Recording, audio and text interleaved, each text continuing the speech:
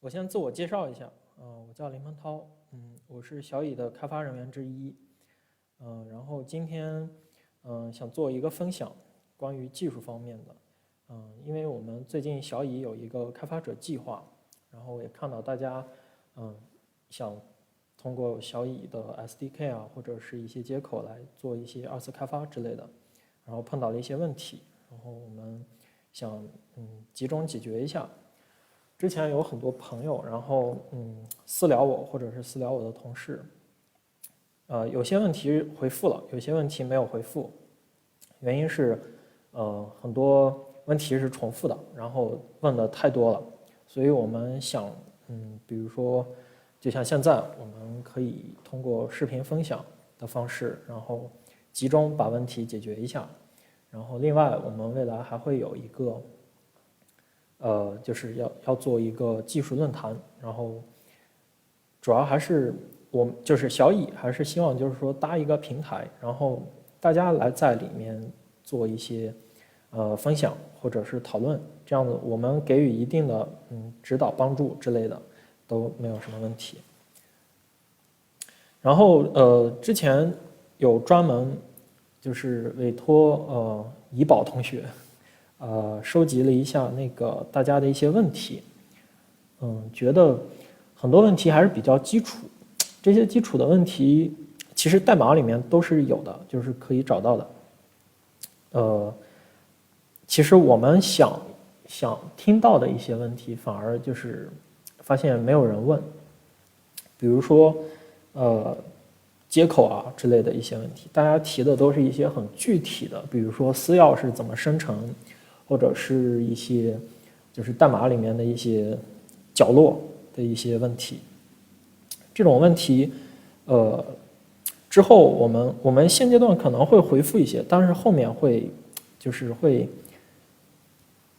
还是让大家自己去解决。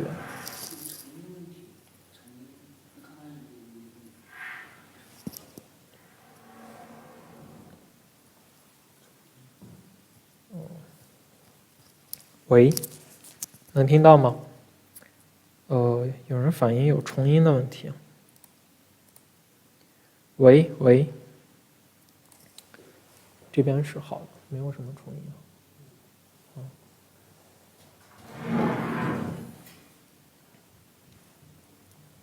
好，继续。刚才讲到哪儿了？就是说我们接下来，会这个技术分享应该会持续进行下去，然后把小蚁的一些技术上的东西分享给大家，然后大家能够在小蚁的 SDK 上然后进行开发。我们今天的分享大致是这样几个部分。第一个是先做一个简单的介绍一下小蚁，然后介绍一下我们小蚁现在的技术开发的一些内容、一些基础，然后让大家能够了解，比如说我碰到一个问题，我应该去哪里去找，这个我觉得很重要。就是首先你得知道小蚁的所有的信息都分布在哪里，然后这样子才能更好的开发，对吗？然后整体介绍一下小蚁现在有哪些开源项目，然后再讲一下我们现在 C# 版的这个 SDK 的结构，最后回答一下一个比较经典的问题，然后整体的结构就是这样。OK， 那我们先开始介绍小蚁吧。介绍小蚁之前，我们先得知道区块链是什么。这个之前有一些看过一些介绍，我觉得都不是特别的清晰。我想举一个例子，然后给大家介绍一下那个区块链。比如说，先建一个 blockchain 的名讲。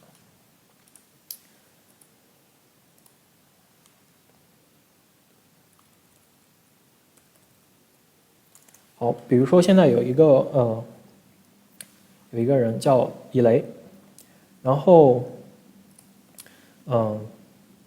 我们需要记录他的日常的开销，因为就是有一定财务基础的人知道，就是一般这种记录，我们就是记录这种财务上的这种报表，一般叫做资产负债表。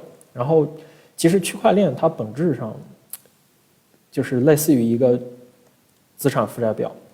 比如说我们现在李雷同学，我们要记录他的资产情况，一般怎么介绍呢？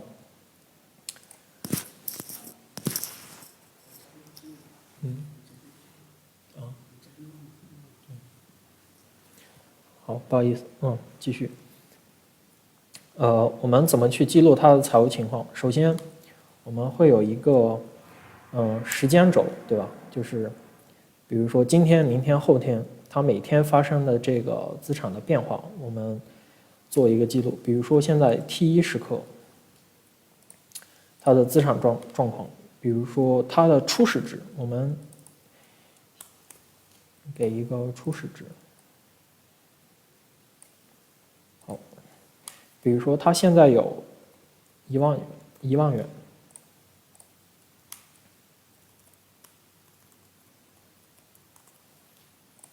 有1万元。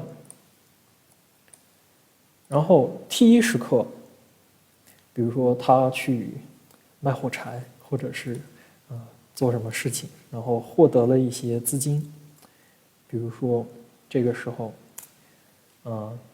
有一个10元的一个收入，那么我们记录下来就是10。然后 T2时刻，比如说第二天他要买一个什么东西，比如说随便写，就是花了3块钱，那么这里就是-3。好，这个很简单，就是初始时刻他有1万元，然后第一天他的收入是10元，第二天他买东西花掉了3块钱。我们这里写一下他的，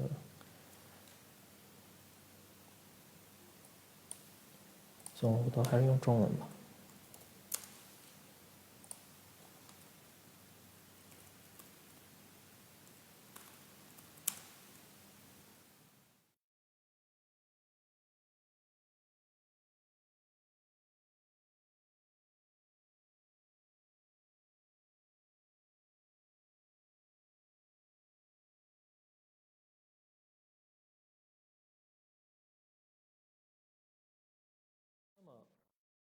大家觉得就是说，首先，这种记录资产的方式应该是比较合乎大家平常的这种思维的习惯的，对吧？然后，那他当前有多少钱，其实就是把这3个值加起来，对吧？就可以得到他当前的值。那区块链其实本质上就是这样一个东西。我们现在比如说记录，这是高度是1，高度是2。这个高度1，比如说我们现在的这个账簿，它就是叫第一个账簿，然后这是第二个账簿。那么李雷的所有的资产情况，那么第一个账簿记完了，那么记第二个账簿，我们可以把它理解成1月、2月，对吧？就是这样的。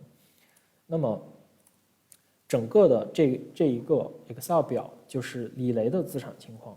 那么区块链其实就是这样一个东西。那么再多一个就是，比如说2，它这里可能有一个信息，就是它的上一张表是几，这里写一下。如果是1，那么这张表就指向1。那么同理3，这张表叫3，然后它的上一个区块是2，那么就指向2。这就是所谓的一个链状的结构，对吗？就是2指向1，3指向2，就是这样的一个结构，我们就可以把它叫做区块链。当然，实际的区块链要比这个稍微复杂一点，因为它不仅是记录李雷一个人的资产情况，它还记录其他人的资产情况。那么真实的区块链可能更像是这样，比如说就是这里是比如说都是李雷，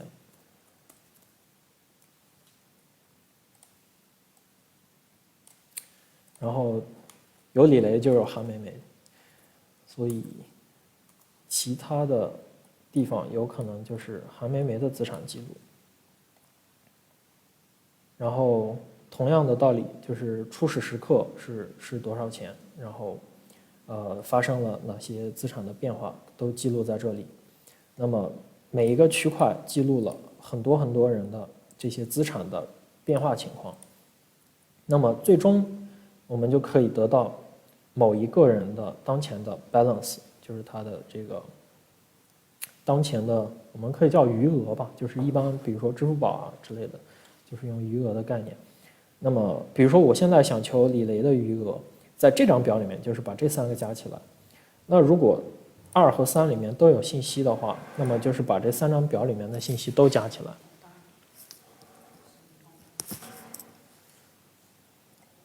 好，区块链基本上就是这样，就是比较简单，然后就介绍完了。那么小蚁是什么？小蚁本质上它是基于区块链的技术，它其实就是在这里加一个东西，叫做单位或者资产种类吧。比如说一开始李雷有1万，那么这个1万的单位是什么？刚才讲的这个例子肯定是元，对吗？那么它也可以是其他的东西。那有没有一种可能，就是说我现在可以给它定义这个资产？比如说我可以随便定义一个资产，比如说叫大魔王麻辣烫。好，这个资产，因为我们知道股票的话，它是比如说有一家店，我们给它估值1000万，或者就这个1万吧。这家店我们估值根据它的未来的现金流折算，我们估值它当前的价值是1万。那么我们就在这个区块链上，比如说我现在注册1万股，那么一开始它就有1万股。那么我可以通过分发我的股份就是通过区块链去分发我的股份，去记录。那么这样子的话，就是因为可以借助区块链本身的去中心的这个特点，就是它的这个信息不可更改。这样写全一点。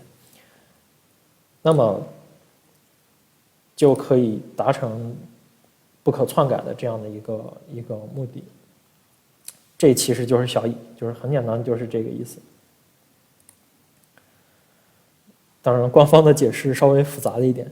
其实简单来说，就是区块链是一个去中心化的电子大账簿，而小蚁就是一个映射系统，它是把那个实体世界的资产映射到区块链上啊，就是这样一个东西。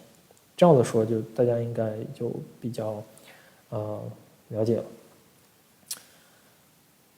因为这次那个分享听的人有一些是做技术的，还有一些不做技术的同学所以就是讲的稍微通俗一点，然后这样大家都能听懂。接下来就是稍微技术一点了。接下来我们就讲一下这个小蚁的这个相关的技术开发。现在小蚁的代码最主要一开始就是用 C# 进行开发的，然后工具嘛就是 VS， 就是 Visual Studio。然后技术的同学想要开发小蚁，他首先需要去了解小蚁的技术资料都分布在哪些地方。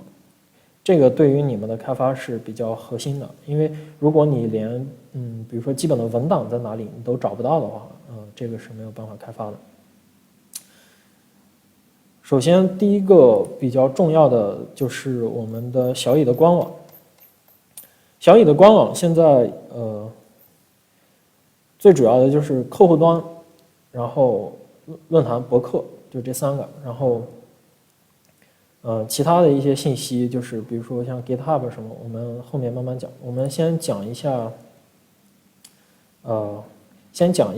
最主要的，我觉得比较重要的是客户端，因为你们就是开发者，他其实就是来开发。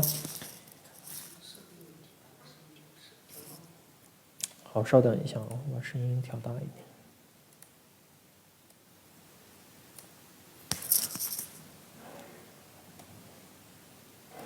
好，我觉得对于开发者来说比较重要的是，首先你们要了解就是小蚁现在的这个客户端的功能。文档倒是其次，因为你们本质上也是开发各种各样的应用，对吧？然后你开发应用的话，那小蚁的客户端就是基于小蚁的 SDK 开发的，那它已经是一个成熟的一个应用了。那你们如果在使用过程当中碰到什么问题的话，你直接去看这个客户端 PC， 就是这个客户端的这个代码，其实就可以。这个其实是你们最主要的参考资料，就是客户端的功能以及它对应的代码，这个是最主要的。好，我们还是按顺序来吧。先看文档。文档的话，这里面有3个，一个是白皮书，一个共识机制，还有一个是我们的虚拟机。白皮书的话，在 Wiki 上面，就在 GitHub 的 Wiki 上面，我们可以登上去看一下。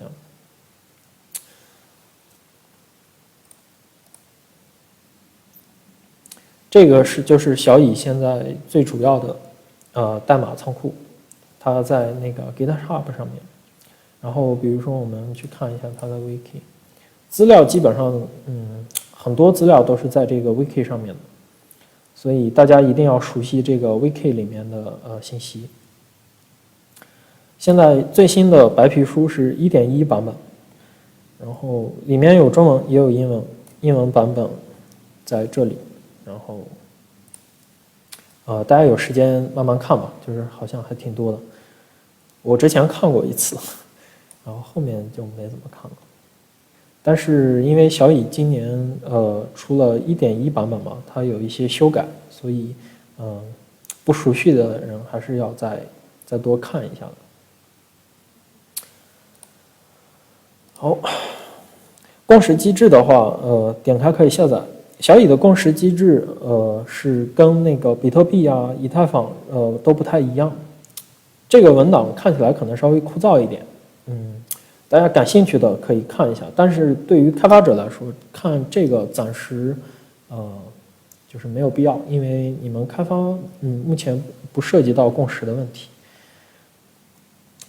然后就是源代码，我们现在讲一下代码的这个结构。小蚁的这个整个的代码，它现在在 GitHub 上面，然后有这样几个项目，一个是 AndShares App， 这个是我们的外部版的钱包，就是这个钱包的代码。然后 AndShares Core， 这个是现在就是小蚁客户端的代码，因为小蚁之前的代码结构不是这样的，它后面做了一次。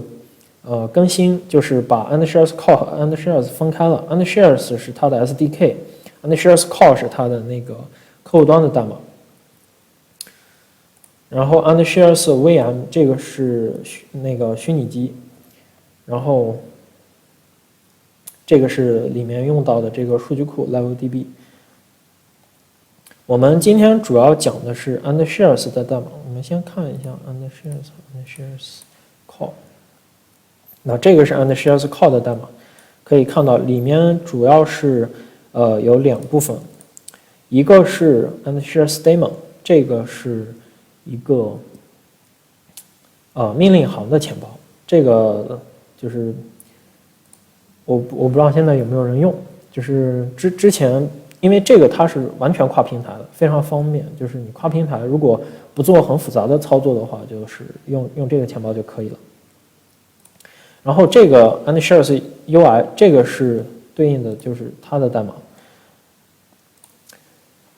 这个代码是基于 C# 的 WinForm 开发出来的，所以大家看到这些像这个图标，这都是 WinForm 的代码，它的窗口的代码，然后里面的逻辑的代码就是这样，简单介绍一下就是这样。然后 SDK 的话在这里。这是 AndShares 的这个项目的代码，大家可以看到它的项目结构和这个的代码的结构是不太一样的，对吗？原因是，因为 AndShares 这个 SDK 它需要跨平台，所以，它是用点来的 call 进行编译的。我们现在的这个代码使用的点来的 call 的这个版本是 1.0.0， 然后 Preview 2.0.3.1.3.1。这个版本号非常重要，原因是有很多人他在部署节点的时候，他没有去看这个版本号，然后和.NET Core 本身的这个版本有不一样的地方，这样子它编译的结果就会出现问题。所以大家如果要部署节点的话，首先一定要注意你们当前的这个 SDK 它的版本是什么，然后再下载对应的这个.NET Core 的这个安装文件，一定要是对应版本的这个文件才可以，不然的话基本上80%会崩吧，或者报错之类的。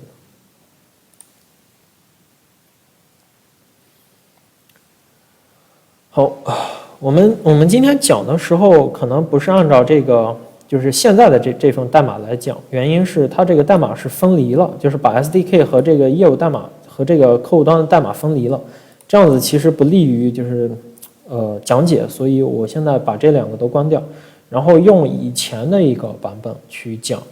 以前的一个版本，我们来看一下以前的一个版本。那我现在用的版本是10月16号，更新到10月16号的一个版本。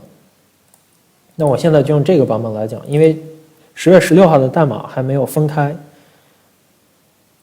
它的 SDK 和客户端的这个 UI 的代码是在一起的，这样子比较方便讲，所以我还是讲用这个代码。这个代码大家看一下，一共4个工程，一共第一个就是 SDK， 第二个是之前的那个节点，就这两个其实都是节点，只是一个有那个 RPC， 一个没有 RPC。然后这个就是那个客户端对应的代码，这个是 SDK 对应代码，我们主要是讲它和它，就是这两个。好，代码等会儿讲，我们先继续往下看。我们进到这个工程里面。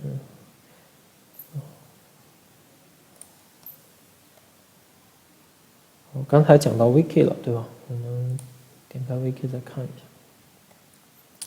Wiki 的话，现在对大家对开发人员比较重要的就除了白皮书啊，就白皮书其实对你们也很重要，就是说大家都得看。然后一个一个讲吧，先从 API 的这个参考来讲。API 的话是小蚁开放的一些 API 的接口，然后大家可以调用这个接口去访问小蚁区块链。举个例子，比如现在的这个小蚁区块链浏览器，其实它基于的就是这个 API。你看，它有这些方法，去调用这些方法就可以得到当前区块链的一些情况。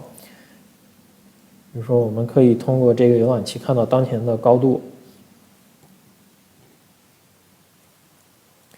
然后比如说每个高度里面的这些交易都是可以访问到的，合约交易这些方法的话，简单说一下，就是比如说，因为底下有例子，大家如果方便的话，可以去看这个例子。这个例子看的时候可以这样子。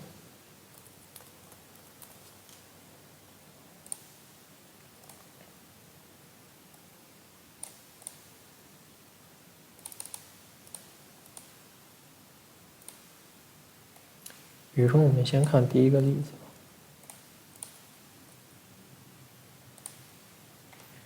就是因为它是 JSON 结构的，所以大家可以用这个 JSON 的一个转换器去看里面的结构。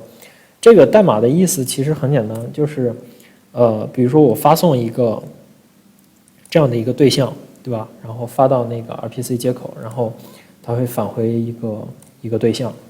然后我们现在调用的这个接口就是 get best block hash 的这个接口的意思是找当前的这个区块的哈希值，就是最新的这个哈希值，然后可以得到这个相应的这个值。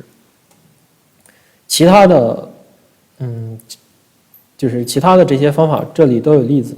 然后你像比较复杂一点的，我们先讲这个其实就是最简单的了，就是你找那个当前的这个区块的哈希，这个已经是最简单的了。我们看一个稍微复杂一点的，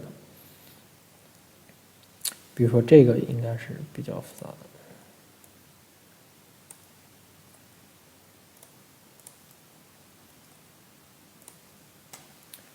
好，可以看到，我们发送了一个请求，这个请求是我需要得到一个 raw transaction。raw transaction 的意思是，未经反序列化的交易。序列化和反序列化的意思，其实简单来说就是，未序列化的东西它就是这么一坨，对吧？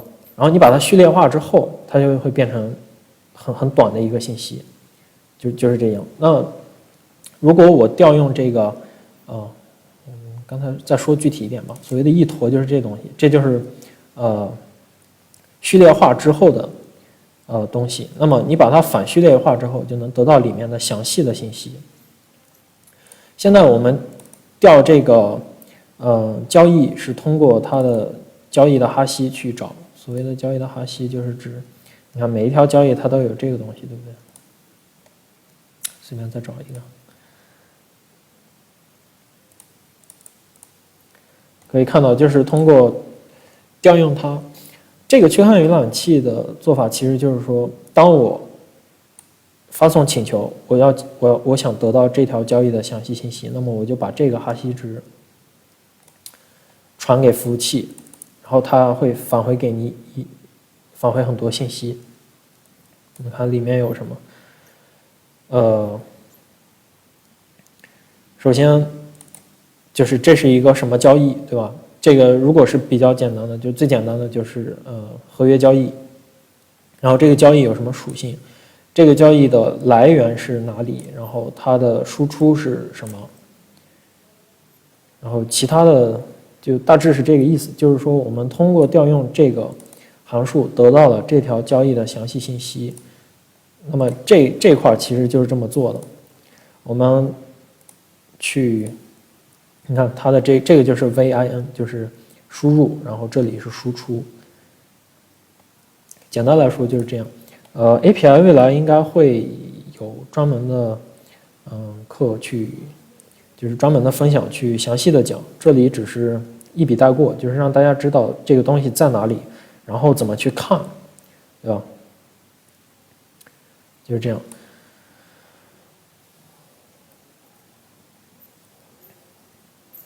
好，这个是 API 的部分，然后我们再看一下网络协议。网络协议这里主要是介绍小蚁的数据结构。你可以看到这有很多，怎么去看它呢？比如说我们的区块结构是什么，对吧？它的大小、数据类型就是在这里去看的。然后其他的所有，比如说交易啊什么，都在这里。我们随便找一个，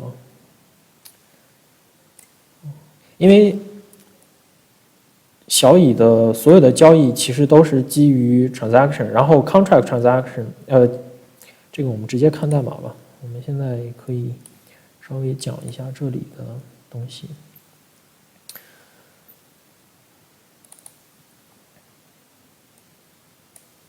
可以看到小蚁的最核心的一个概念就是交易，它有很多种交易。我们去看这个 transaction type 有哪些交易。Minor transaction 这个是就是最基本的交易，就是矿工交易，对吧？就是这个东西。然后 issue transaction 分发资产的交易。然后大家比较常用的，我觉得现在只说常用的吧。一个是 minor transaction、issue transaction 分发资产，一个是注册资产，然后一个是合约交易。就是大家现在只需要了解这几个资产这几个交易就可以了。其他的暂时还涉及不到。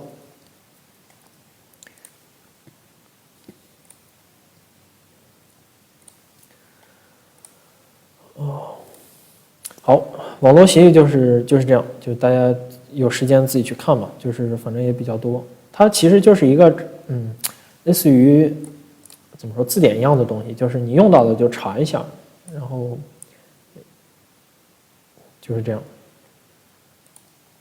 然后有很多人问我记账节点的这个问题。现在小蚁一共有7个记账人，这7个记账人都是小蚁的服务器。那么很多人就说这个不是中心化吗？没错，这个现在是中心化，原因是在小蚁的早期，为了保护小蚁以及小蚁投资人的利益，我们就是小蚁的这些记账节点全部是小蚁自己的服务器，然后未来会慢慢的放出去，然后让大家去做记账节点。未来的话就是通过投票选举的机制，然后去就是充当记账节点什么的。然后现阶段的话，就是这个很多人想做记账节点，但是理论上其实通不过的，所以大家可以就是暂时先不用申请啊之类的，就是暂时不会开放的，就是稍微过一段时间吧。这个我们都会在群里或者在网站上面会有公告的，就大家注意一下就可以了。记账节点的部署，也是我觉得比较简单，但是可能第一次就是想部署的人他会觉得比较难。一般我们部署记账节点就是在 Windows Server 或者是在 Linux 上面部署，就2种服务器嘛，最常见的。然后那 Windows Server 的部署就很简单，就是你有这个，你打开这个 EXE 啊，就部署了，就很简单，就是运行 EXE 的这个。然后在 Linux 上面稍微复杂一点，因为对于每一种它的这个操作系统，可能部署的方法会有一些差异。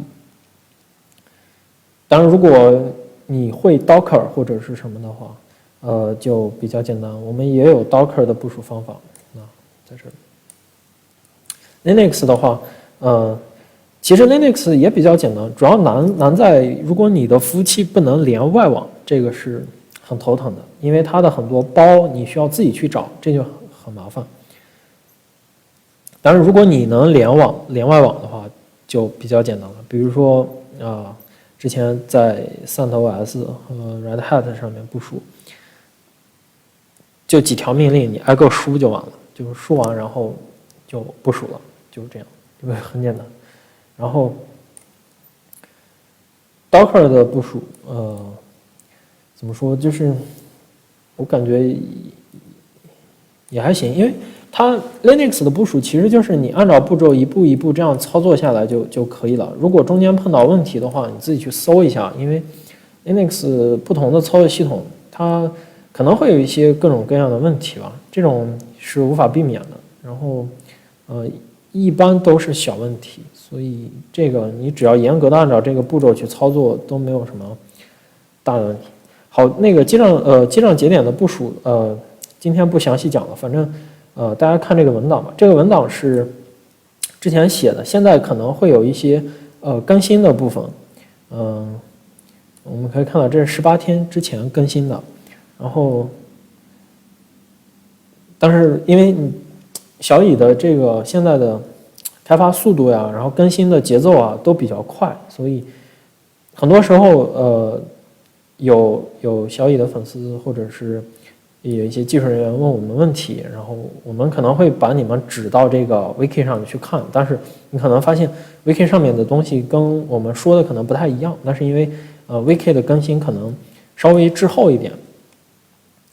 这个我们未来会就是保持这个更新吧，就是尽量会只要有一点更改，然后尽量就快一点的把它更新掉。好，这个就是Wiki 的整体内容，现在就这几篇文档很重要，然后大家一定要看，尤其是 API 的参考。大部分的开发人员其实现在最主要看的参考资料就是 API 的参考，你们需要把所有的这些方法哪些方法是干什么的，都必须了解，然后才能开发。好，基本上，还有一个信息需要跟大家讲的，就是在官网上面，我们看客户端下载，里面这里有一个百度网盘，这个百度网盘大家需要，就是很多需要的信息都是在这里，比如说，我客户端的这个下载，对吧？这个是 Web 版的客户端。然后这个是我们主网的客户端，然后还有操作说明，然后还有记账节点，这是以前的记账节点，这是有 Docker 的文件都在这里。然后比如说大家有些人下载了客户端之后运行不了，然后报跟 .NET Core 跟 .NET Framework 有关的错，可能是因为你没有安装 .NET Framework。小蚁的这个客户端它是基于C#就是微软的 .NET Framework 来开发的，所以首先你必须安装 .NET Framework， 然后才能运行这个客户端。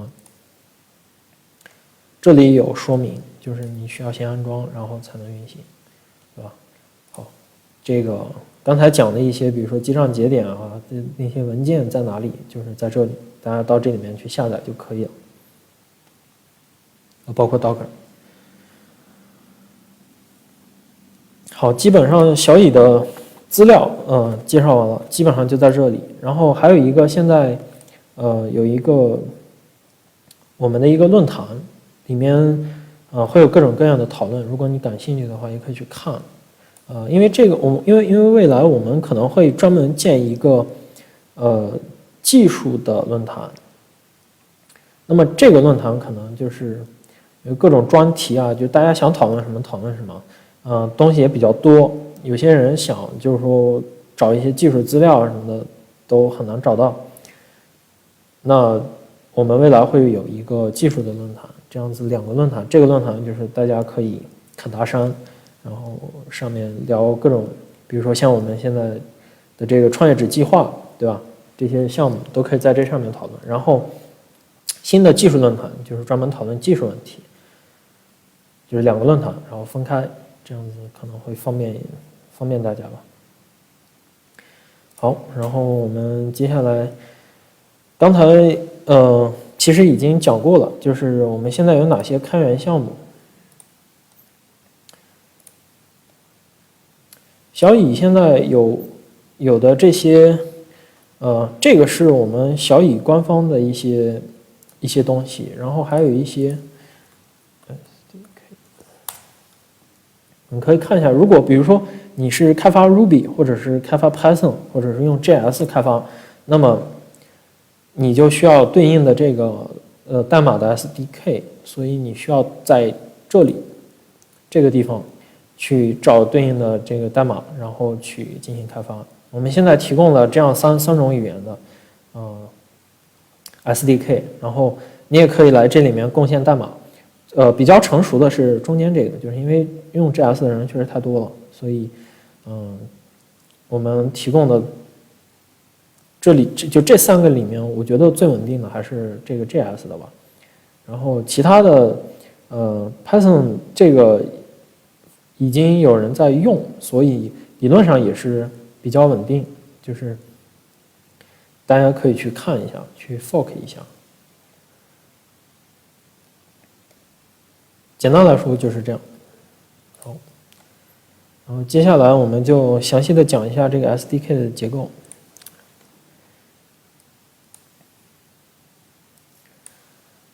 小蚁的 SDK 其实就是我们要讲这个项目底下的代码，我们可以看一下它都有什么东西。第一个是 call 的话就是比较核心的一些信息，比如说区块，然后区块链，然后等等，比如说交易。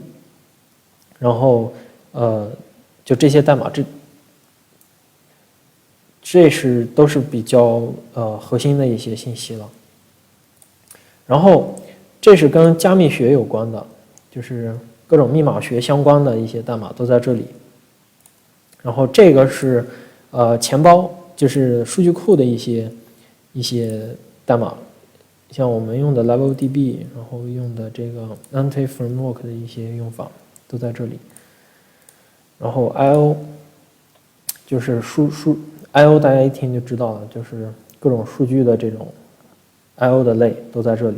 比如说我要把它变成 JSON， 对吧？JSON 结构，然后就类都在这里面。还有就是跟网络相关的东西，比如说像我们可以看这个比较有意思，这个枚举叫 inventory type。inventory 我们理解就是货物的类型是什么意思呢？我们把所有在网络当中传输的东西，我们都可以叫做 inventory。然后呢，小蚁现在在网络中传输的，现在一共有3种东西，一个是交易，一个是区块，一个是共识的一些数据。所以你看到这个就知道，为什么 transaction 这个类它是继承于inventory 的原因就在这里。好，然后这是跟网络相关的。然后这是各种钱包的操作，钱包可能也得专门抽时间讲，因为这个东西，就如果是你第一次来看这些东西的话，可能会比较概念会比较朦胧吧，因为毕竟这个跟我们现实世界当中用的像支付宝呀、微信啊之类的这种，肯定是不一样的，它的一些思路，比如说，就像刚才讲的这种资产负债表的形式，大家用支付宝的话，可能就是你只知道余额就可以了，对吧？你打开支付宝，然后上面写着余额。但是区块链呢，它本质上是一个资产负债表，那它有很多这种一行一行的交易数据，它想得到余额的话，就必须做一个累加。那这个跟我们的这个平时用的这些东西都是不一样的，所以就是你要想了解区块链的这些东西，必须把基本的这些概念啊什么的都得搞明白。好，基本上整个 SDK， 基本上整个 SDK 的信息就是这样，剩下的这些都是一些数据结构，就是我们之前看的那个网络协议里面的一些数据结构，就是都是在这里面定义的，比如说 uint256、uint160，还有 fixed8之类的。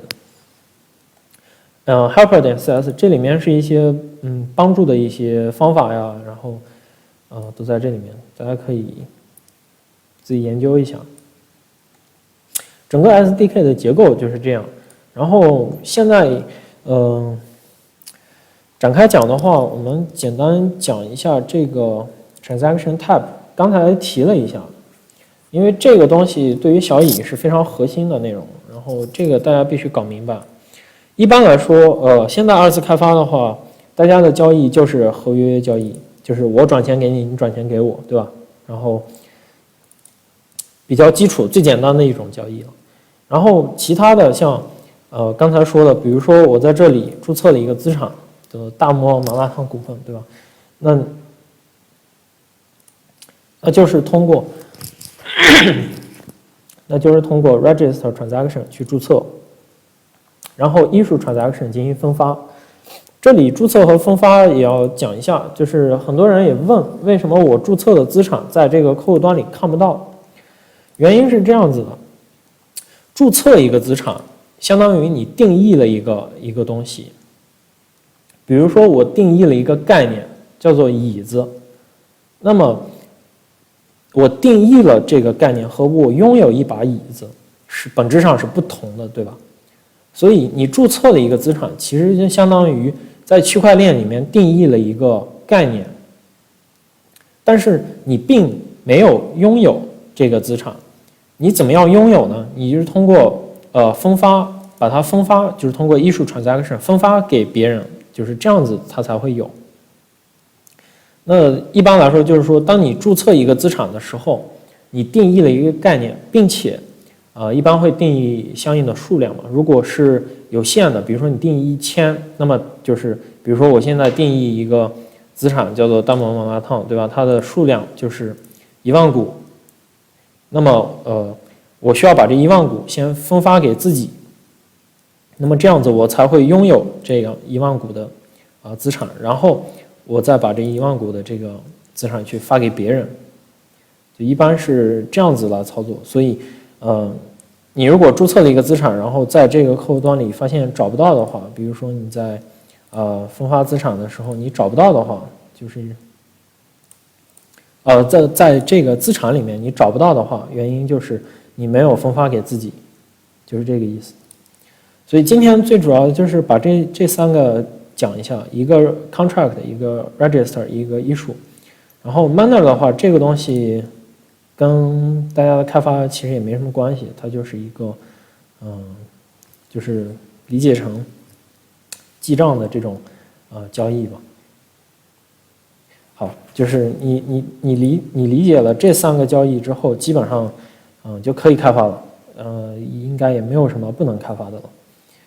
其他的一些交易它涉及到比较复杂的概念，大家需要去对比白皮书，然后去看它详细的内容。今天有人问这个 publish transaction 是干嘛的？这个是新加进来的，具体的说我也没有办法就是很详细的把它说清楚。简单来说就是说，它是一个分发就是发布合约的一个交易。比如说我们现在因为小蚁现在有这个智能合约的功能嘛，像有些功能有些合约它是可以复用的，对吧？就像比如说多方签名啊，或者是等等吧，就是像这些合约它都可以复用。那么你就可以通过这个 publish transaction 去把你写的一个合约发布出去。然后大家如果发现在自己写合约的过程当中，如果发现会用到你的这个合约的逻辑，那么它就会给你付费，就是可以通过付费的方式来获取你的合约，然后去写自己的合约。大致是这个意思，就是你发布自己的一份合约上去，然后带其他人去复用，然后复用之后他们要给你相应的报酬。简单来说就是这样一个东西。好，今天就先讲这些吧。然后还有一个就关于交易就先讲这些，然后我们可以看一下小蚁现在的这个资产。今天就是讲一些比较基础的东西，然后大家听完之后，基本上对于平时碰到的一些问题啊什么，自己就有一个概念了，就不需要再去问别人或者怎么样。像我们现在有哪些资产？小蚁原生的资产其实就是两类，一个是小蚁股，一个是小蚁币，这个大家应该都知道。然后有些人对小蚁币和小蚁股的这个关系不太理解。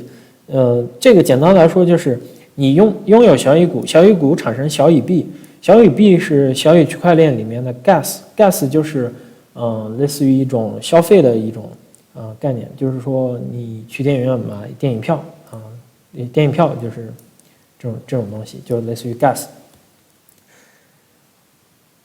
然后比如说未来你转注册资产，注册资产需要消耗小蚁币，但是它不消耗小蚁股，所以这个概念你需要搞明白，就是当你拥有小蚁股的时候，小蚁股会产生小蚁币，然后在小蚁区块链上的很多业务都需要用到小蚁币，对，大致是这样一个关系。然后其他两类资产的类型是，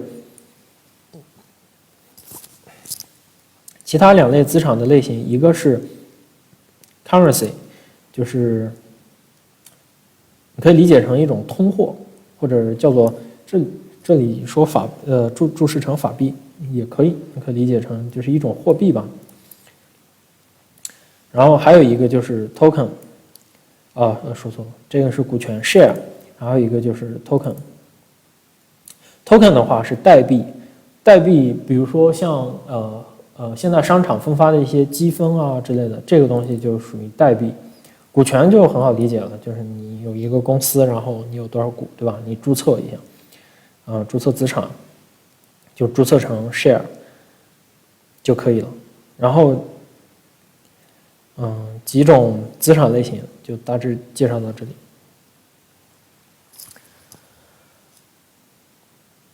然后我们来简单看一下 transaction 这个类，因为大家开发最核心的就是构造各种 transaction， 然后获取各种 transaction， 所以这个东西必须搞明白，你搞不明白的话是没有办法开发的。transaction 这个类可以看到里面有一些字段属性啊，然后方法，其中比较重要的就是交易类型，对吧？然后它的输入、输出，还有交易的这个哈希值。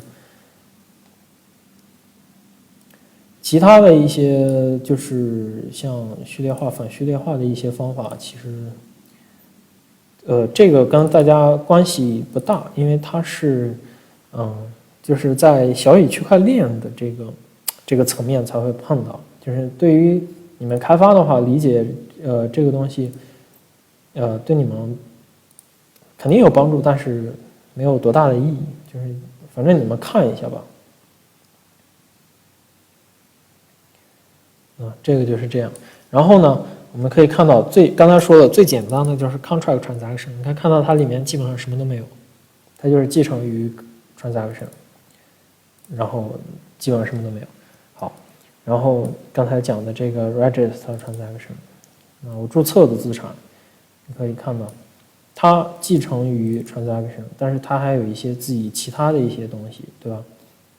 比较有特色的，比如说发行者。还有这个管理员，这都是他自己比较有特色的一些字段。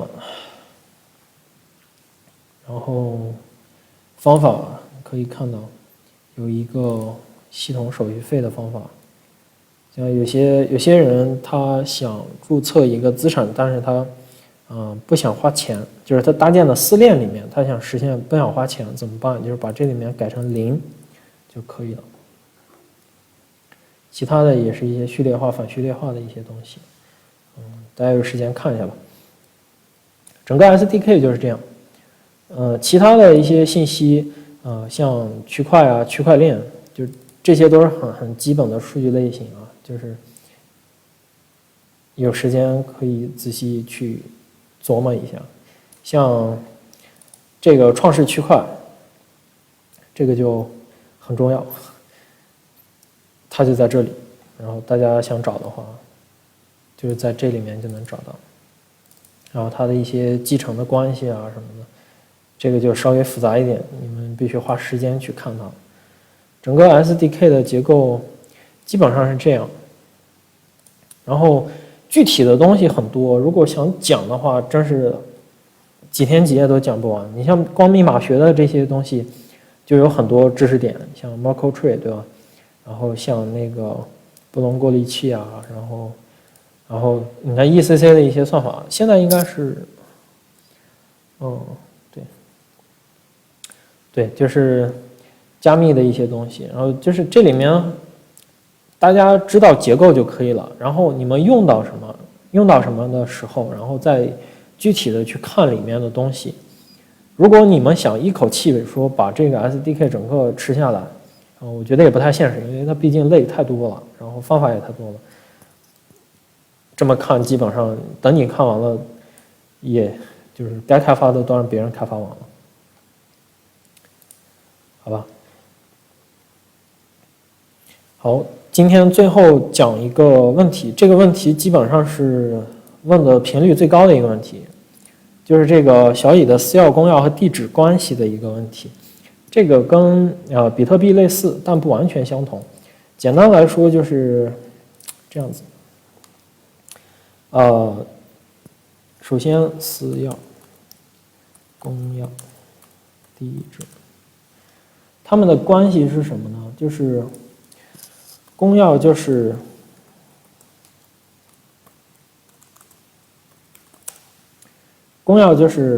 一个函数，然后对私钥进行处理。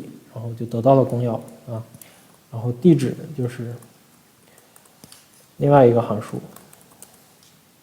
然后处理就得到了地址。私钥的话是什么呢？它私钥就等于 random， 它是一个256位的随机数。256位是什么概念？就是或者这个先讲一下什么是位吧。位是计算机里面最基础的数据，其实就是0。或者1，对吧？二进制计算机就是每一个位它就有0或者1，然后比如说我现在有2个位，就是有2个位的话，它有这样几种，这样4种组合，2个位可以有4种组合，那么3个位的话就是2的3次方种组合。那么256位的概念是什么呢？就是比如说然后中间有很多，好，一共有256位，那它一共有多少种这种组合呢？它一共有2的256次方组合。这个组合大家只需要记住一句话就可以了，它就是大。就这个数真的是太大了，然后以至于整个太阳系的原子加起来，或者整个宇宙的原子加起来都没有这个数大，所以大家就知道有多大。所以你通过一个算法去得到私钥，你得到的这个私钥，就是几乎没有办法重复，就是因为它确实太大了。如果有谁能够生成一模一样的两个私钥的话，真的是就是怎么说呢？就是真的是太厉害了。简单来说，它的关系就是这样。